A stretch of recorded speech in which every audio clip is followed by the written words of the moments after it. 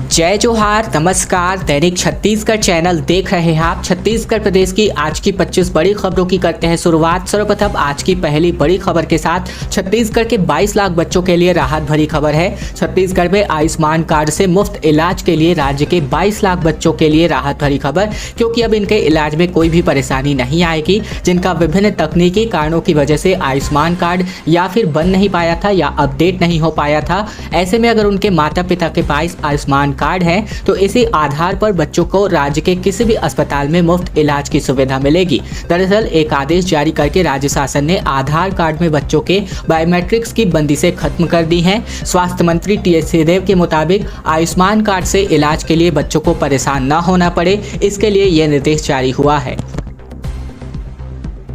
16 अप्रैल को रायपुर में एक बहुत बड़ा आंदोलन होगा। ईसाई और इस्लाम धर्म कबूल कर चुके आदिवासियों को आरक्षण का अधिकार खत्म करने के लिए ये आंदोलन किया जाएगा। प्रदेश के जनजाति वर्ग के आरक्षण को खत्म करने के लिए उन्हें विशेष व्यवस्थाएं जो सरकार की ओर से मिलती है उसे खत्म करके अभियान चलाया जाएगा। ये अभियान ऐसे जनजाति वर्ग के लोगों के खिलाफ चलेगा जो ईसाई या इस्लाम धर्म कबूल कर चुके हैं। मुहिम रायपुर में होगा और 16 अप्रैल को एक बड़ी रैली के साथ शुरू होगी।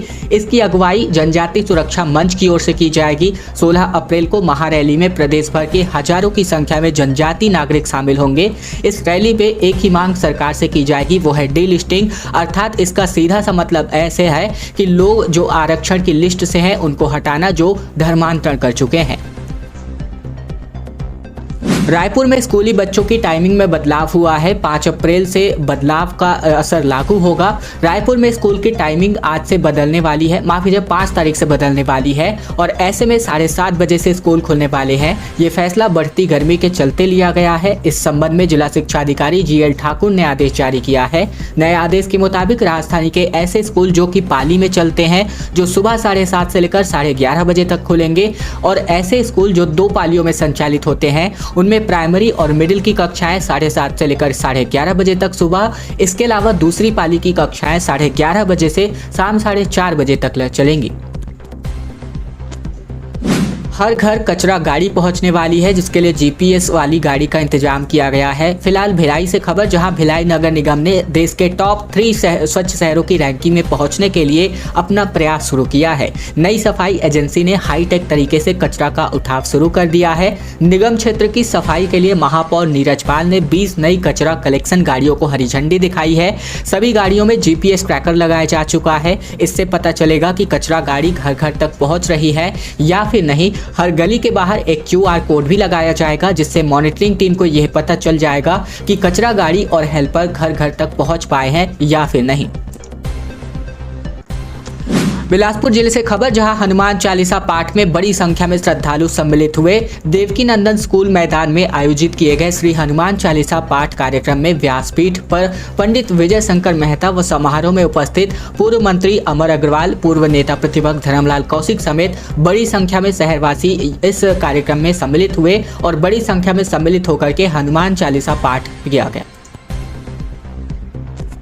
एक बड़ी खबर कवर्धा जिले से, जहां दहेज में मिला होम थिएटर ब्लास्ट हो गया, जिसमें 2 भाइयों की मौत हो गई। दरअसल छत्तीसगढ़ के कवर्धा जिले में होम थिएटर ब्लास्ट हो गया। धमाके के चलते 2 भाइयों की मौत हो गई। वहीं परिवार के 1.5 साल के बच्चे समेत कुल 4 लोग घायल हुए हैं। सभी को अस्पताल में भर्ती कराया गया है। साथ ही इनके घरों के हालात यहाँ पर छितर बितर हो गए हैं। पूरा घर यहाँ पर अस्त व्यस्त पड़ा है। इसके अलावा बात करें तो ये घर की दीवारें भी इस ब्लास्ट की वजह से ढह चुकी हैं।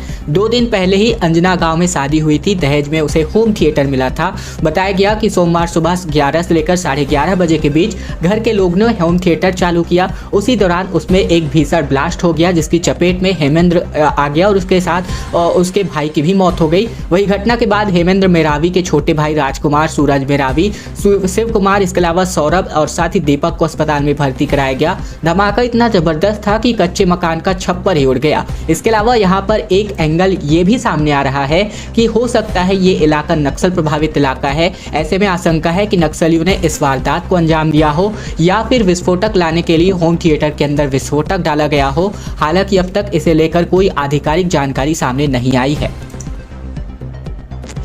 बिना सीएम के फेस के चुनाव लड़ सकती है भाजपा। छत्तीसगढ़ में आने वाले विधानसभा चुनाव में अरुण साव ने कहा कि कार्यकर्ताओं की पसंद और जीत दर्ज करने वाले उम्मीदवारों को टिकट दिया जाएगा। छत्तीसगढ़ में साल 2023 के अंत में विधानसभा चुनाव होंगे और ऐसे में हो सकता है कि भाजपा मुख्यमंत्री फेस के साथ चुनाव न लड़े। इसका संकेत प्रदेश भाजपा अध्यक्ष अरुण साव ने जारी किया है। उन्होंने कहा है कि इसका फैसला बीजेपी का केंद्रीय नेतृत्व तय करेगा। एक कार्यकर्ता छत्तीसगढ़ में कमल खिलाने में लगा हुआ है। अरुण साव ने प्रधानमंत्री नरेंद्र मोदी के नाम पर चुनावी मैदान में उतरने का दावा किया। कार्यकर्ताओं की नाराजगी, भाजपा में ओबीसी नेता, आरक्षण, धर्मांतरण समेत कई ऐसे मुद्दे हैं जिन पर अरुण साव ने खुलकर के बातचीत की। हाथियों का एक बड़ा दल यहां पर शहर के समीप पहुंच चुका है। छत्तीसगढ़ के कोरबा जिले में हाथियों का एक बहुत बड़ा दल जो है विचरण कर रहा है। ये दल जंगल और आसपास के गांवों में जमकर उत्पात मचा रहा है।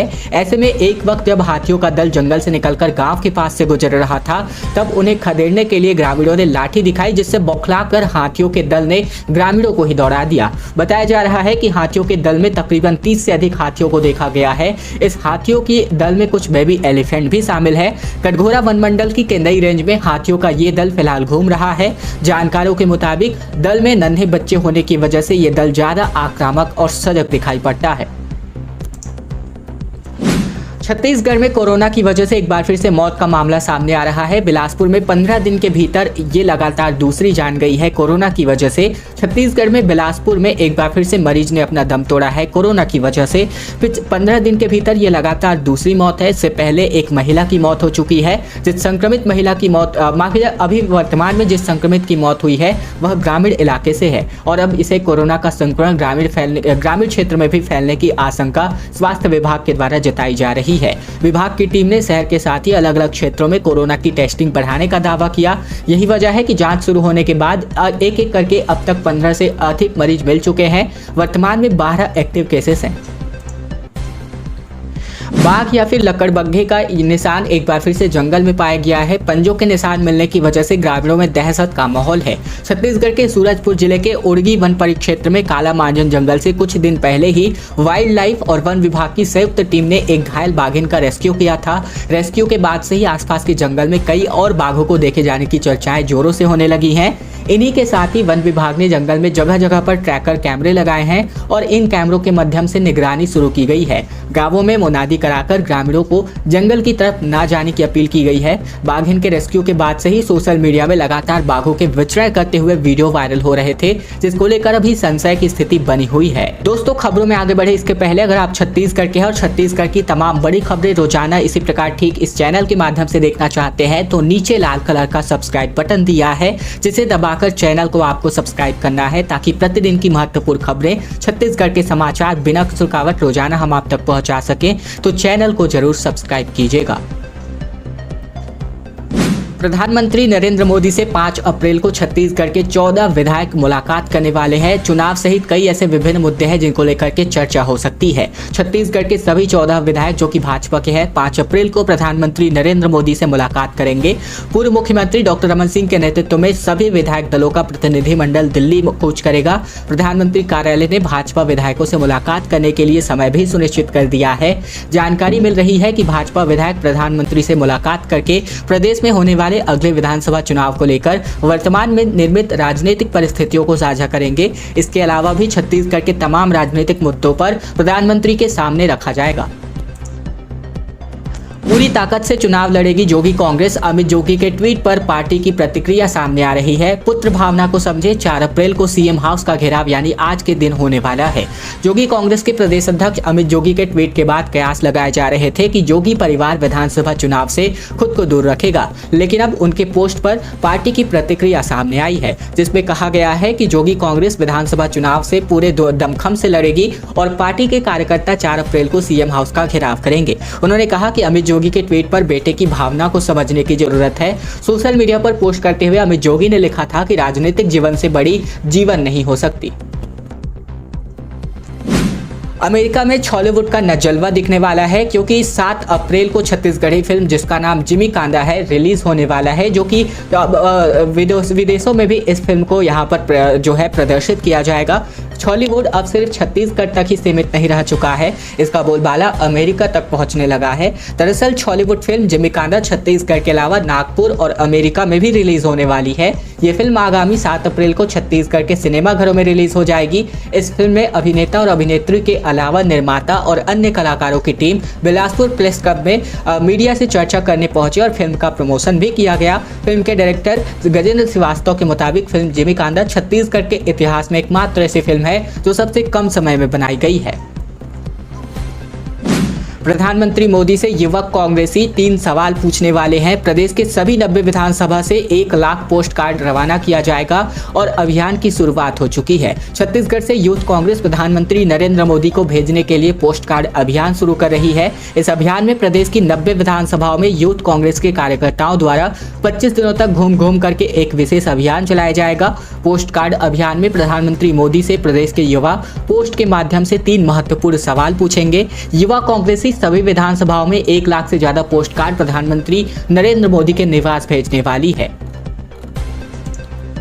छोटे अपराधों में जेल में बंद तकरीबन 348 बंदी ऐसे हैं जिनकी अब रिहाई होने वाली है। जेल लोक अदालत उन बंदियों के लिए वरदान साबित हो रहा है जो पहली बार छोटे छोटे अपराध में जेलों में सजा काट रहे हैं। अपराध बोध ग्रसित ऐसे लोगों को जेल से निकालने के लिए समाज की मुख्य धारा में शामिल होकर शांतिपूर्ण तरीके से जीवन यापन करना चाहते हैं, उनको एक मौका दिया जा रहा है। बीते दिन प्रदेश की सभी जेलों में लोक अदालत का आयोजन हुआ जिसमें अपराध में बंद 348 लोगों की रिहाई का आदेश जेल प्रशासन ने जारी किया। इन लोगों ने अपना अपराध स्वीकार कर लिया है। साथ ही अदालत को भरोसा दिलाया है कि जेल से छूटने के बाद समाज की मुख्यधारा से जुड़कर अपना जीवन यापन करेंगे, अपराध में उनकी संलिप्तता नहीं होगी।